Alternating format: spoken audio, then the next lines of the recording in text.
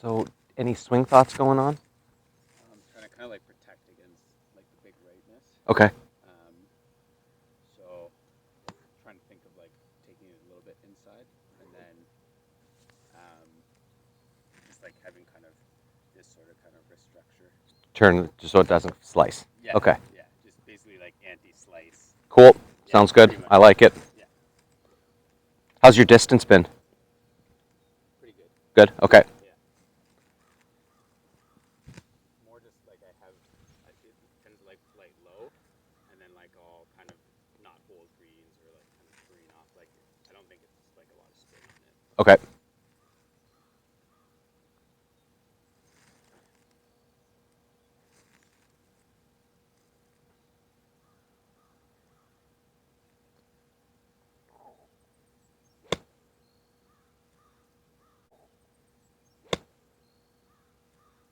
The backswing, we can kind of see that you got a good turn. Really, your arms aren't really leading the way. But when we get to about here, the fact that the club's even with the ground above your waist tells me that there's not a lot of wrist action going on to start the backswing. So I don't mind your idea of flexing that lead wrist to keep the face in a better spot. But we need to get more leverage. We need to get that club hinged up. Because when we get to here, we see so much shaft, right? Well, it's not so much about the arm as it is how much wrist hinge we have. Because we see so much shaft, it's not hinged. If the club head like disappeared behind the grip, then you'd have a lot of it. Right, so it's kind of that look of it. So as it comes down from there, what I want to look at today is trying to find a way through the wrists to keep that club head less like going through your head and neck and down underneath your shoulder a bit. So it's not going to kick it outside your hands, and that cut across the ball is what's leading to your cuts. The one thing that we'll fix as a result of all this stuff is that left elbow coming out on the way through. And all that is just having the grip too close to your chest. So we're not extending through the shot. You're almost getting wide and then narrow. And I want to get narrow and then wide. Okay.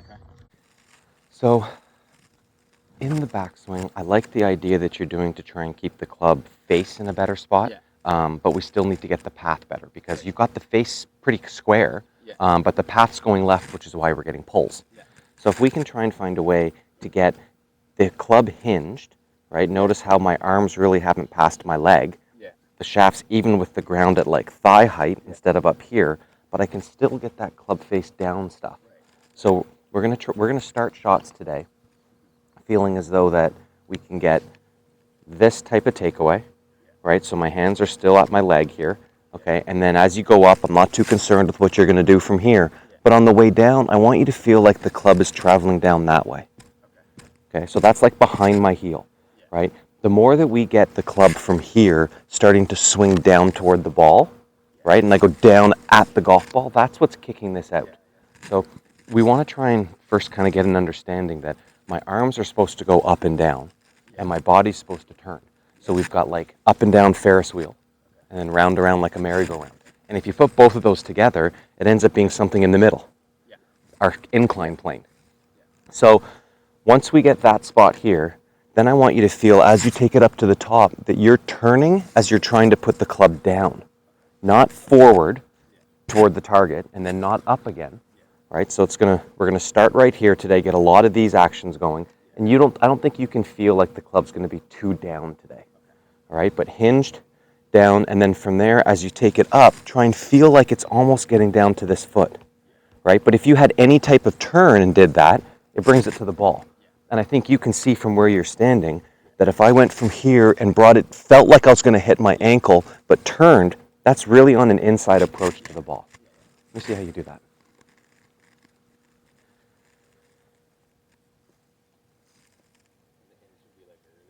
We're super early. Yeah. So right there, I like it. Give it a good squeeze. Yeah, right there.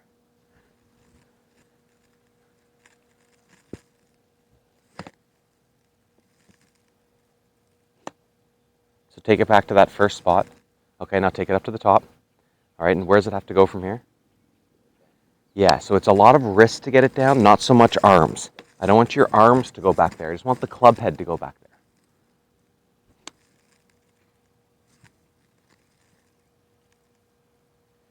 Good. Another practice swing. So our first step, okay, and then up and down. Okay. Okay, hit one at like, I don't know, 3/4 speed.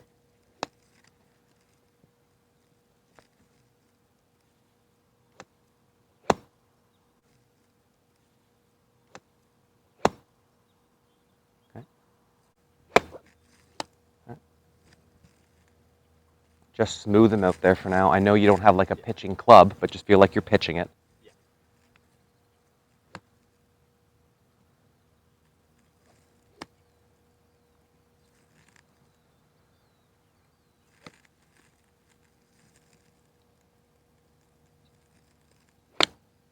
Cool.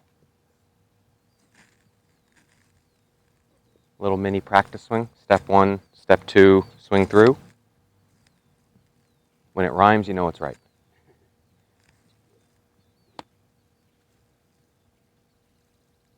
Mm-hmm. Okay, one more time. So step 1. Good. It feels like your hands are trying to push down to the ground here. Your arms are pushing down to the ground. Okay, good. Hold it there. All right, crank it to the top. All right. Loosen up to get up higher. Yeah. And then down. Love it. Okay, do it again with no stop signs.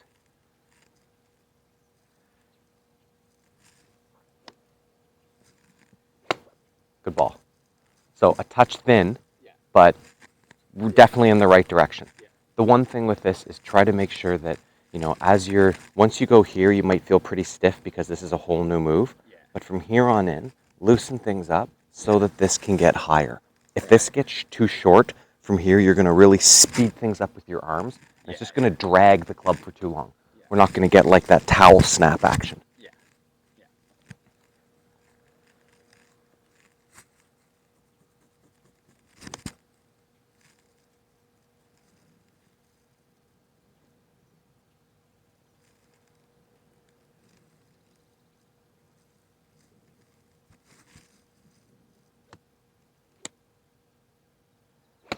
Whoa, flight.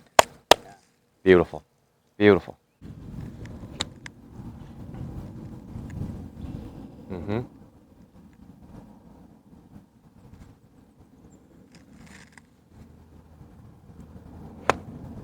Cool. Higher. Yeah. There you go. Well done. Lots of little pieces to make the one thing happen. Yeah. Yep.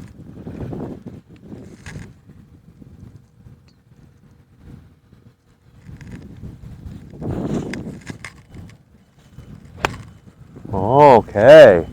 Ball started less left and had some draw.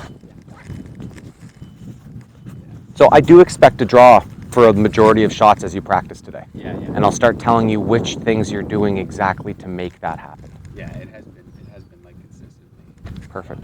That's Love it.